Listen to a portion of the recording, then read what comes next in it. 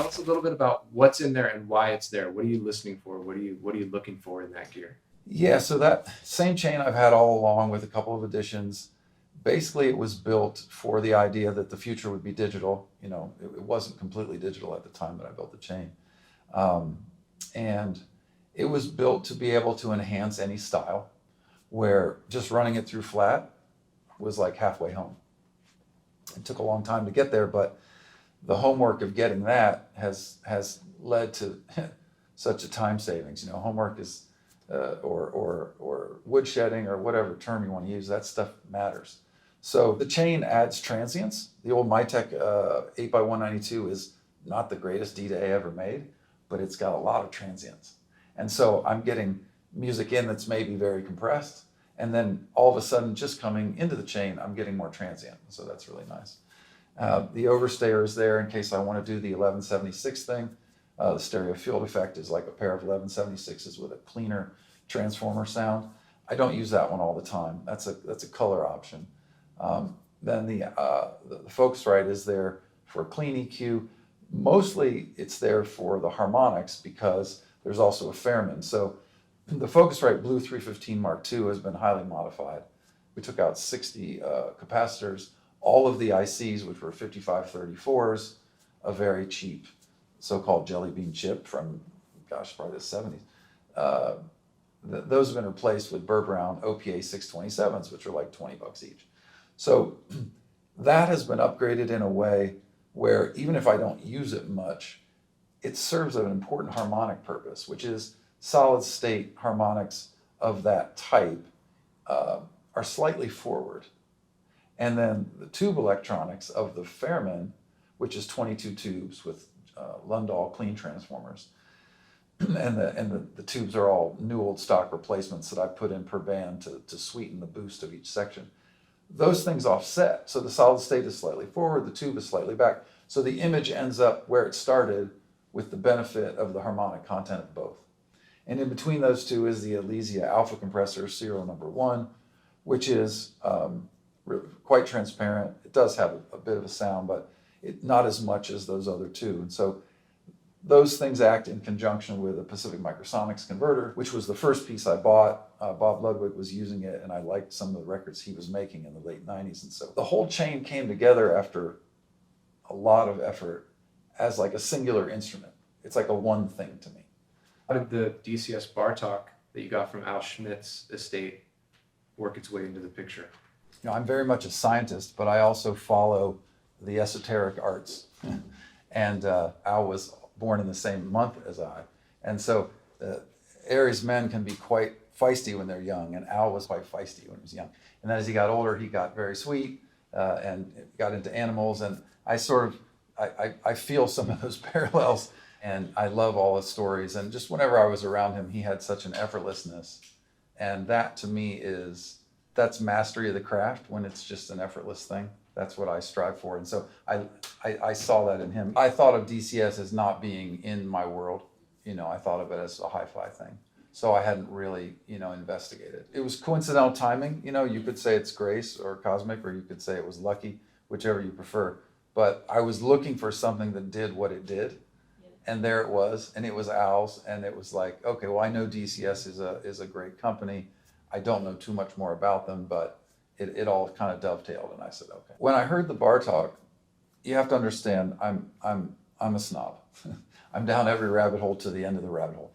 So I'm comparing it to what I use every day. I have the Bricasti M1 SE, which is a very nice converter. I also have here Berkeley Audio Design's D-to-A. Berkeley Audio Design is the people that were Pacific Microsonics. And the Berkeley Audio Design and the Bricasti are very, very nice D-Days. Somewhat different, but they're both very, very high-end. So I'm very familiar with the D-to-A world, and so my standards are high.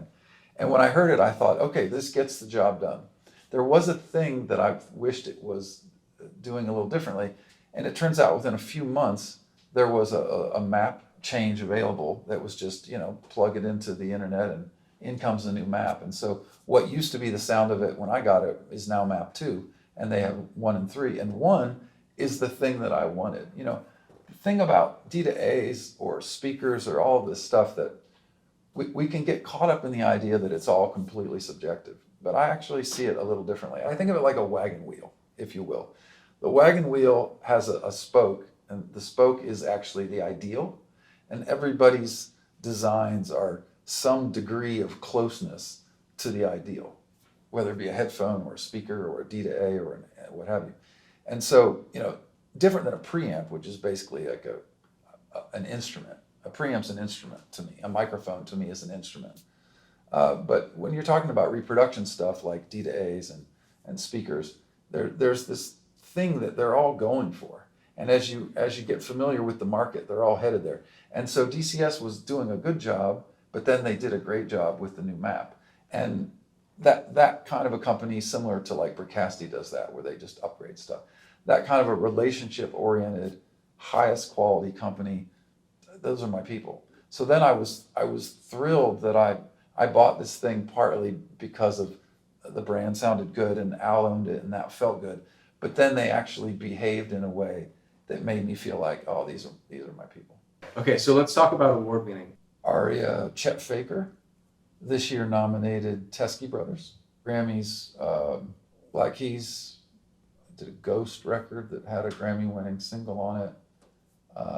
Dr. John, Best Blues, Cage the Elephant, Best Alternative, Michael Bublé, the soundtrack to A Great Showman. Success to me is something that you can look at two ways. You can look at it when other people tell you you're great and give you money and clap, or when you decide that you're great because you're proud of how you're working, you've got integrity in your process, you go to bed at night feeling good about what you're doing. And I think we all live somewhere in between those two. Everybody likes to be applauded and paid, but there's something maybe lost in the current culture with so much social media about the woodshedding and the homework and the going down the rabbit hole and doing the work. And so, I'm doing the same work today that I did when no one knew what I was doing. I'm doing the same work. Yes, my skill has evolved over time, but it hasn't evolved from being awful to being good. It's just evolved in a range of good.